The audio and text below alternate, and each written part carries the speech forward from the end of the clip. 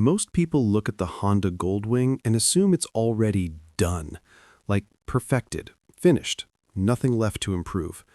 But when I spent time really thinking about the 2026 Goldwing, I realized something uncomfortable. Honda isn't trying to impress new riders anymore. They're trying to protect something, and that changes everything. What surprised me was how conservative that mindset actually is. I compared the Goldwing to other flagship touring bikes, and on paper it still looks unbeatable. Smooth flat six, ridiculous comfort, tech everywhere. But once you stop reading spec sheets and start thinking like a rider, a different picture shows up. The Goldwing doesn't need to be faster, it needs to feel relevant. Most people miss this part. The Goldwing isn't competing with Harley or BMW anymore. It's competing with aging riders' expectations. Comfort alone isn't enough when expectations change every year. When I picture the 2026 model, I don't imagine radical redesigns. I imagine Honda quietly adjusting the experience. Small changes that only longtime riders will notice. And honestly, that's both smart and risky. Here's one misconception I keep seeing. People think the Goldwing buyer wants more tech.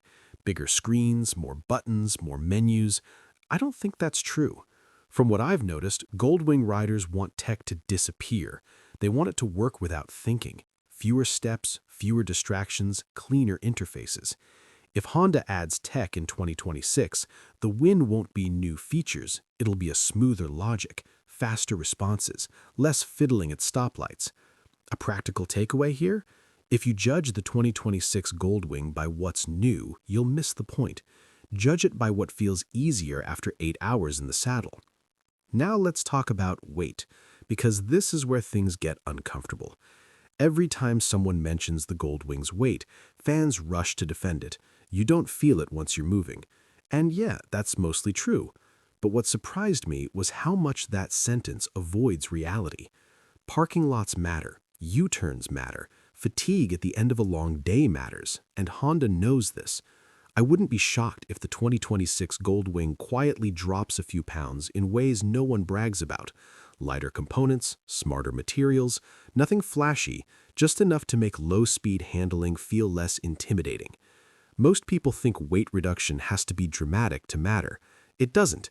10 pounds in the right place can change confidence entirely. If Honda gets this right, riders won't talk about it. They'll just feel calmer when maneuvering. That's the kind of upgrade Honda loves. Another thing I noticed when comparing touring bikes is sound. Not exhaust volume, sound quality. The Goldwing has always been quiet, almost too polite, but riders don't want silence. They want character without fatigue. I suspect Honda will fine-tune engine sound and vibration in 2026, not to make it louder, but to make it feel more alive at cruising speeds. Here's the misconception. People assume touring riders don't care about emotional feedback. That's wrong. They just want it delivered gently. Practical takeaway? Don't confuse comfort with numbness. The best touring bikes still communicate. They just whisper instead of shout. Now let's talk about design, because this is where opinions get heated. The Goldwing design has slowly gotten sharper over the years, but it still plays it safe, and I think that's intentional. What I noticed is that Honda isn't designing for social media. They're designing for owners who keep bikes for 10 years. That means the 2026 Goldwing probably won't look new at first glance, and honestly, that might be the smartest move. Trendy designs age fast. Conservative designs age well. The mistake people make is assuming excitement equals longevity. In touring, it's usually the opposite. If you're buying with your heart alone, the Goldwing might feel boring, but if you're buying with time in mind, it starts making sense. Let's not ignore pricing, because that's the elephant in the room. The Goldwing has never been cheap, but the 2026 model sits in a market where everything feels expensive. That changes perception. What surprised me is how Honda might justify the price not through luxury, but through reliability confidence. You're not paying for flash, you're paying to not think about breakdowns in the middle of nowhere. That's a subtle value proposition, and most reviewers won't say it out loud. Here's the practical insight. If you're comparing the Goldwing to cheaper touring bikes feature for feature, you're asking the wrong question. The real question is how many worries you want to carry with you. One last thing people overlook: rider age. Honda knows the Goldwing rider base is aging, and instead of fighting that, they're leaning into it intelligently. Expect ergonomics that reduce strain without advertising it, controls that forgive slower reactions, balance that feels reassuring instead of sporty. This isn't about dumbing the bike down, it's about respecting where riders actually are. Most brands chase younger buyers. Honda is quietly taking care of the ones who stayed loyal.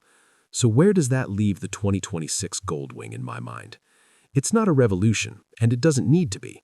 It's a motorcycle designed by people who understand long-term ownership, not short-term hype. A bike that values ease over excitement, confidence over adrenaline. And honestly, the more I think about it, the more I respect that choice. The Goldwing isn't trying to win arguments anymore. It's trying to make sure you still want to ride tomorrow.